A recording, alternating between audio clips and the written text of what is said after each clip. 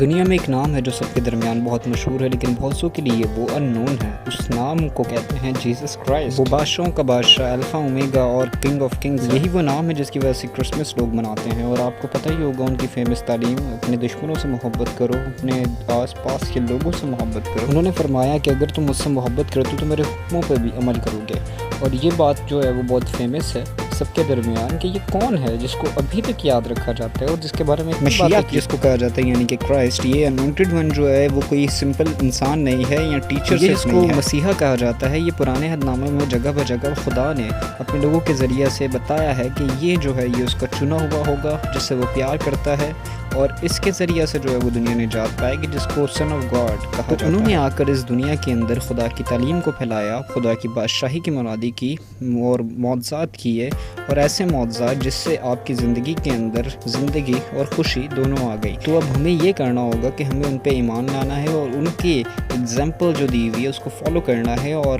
ہم مانتے ہیں کہ ہم فیل بھی ہوتے ہیں لیکن فیلئر کے اندر ہمیں یاد رکھنا ہے کہ خداوند ہمارا خدا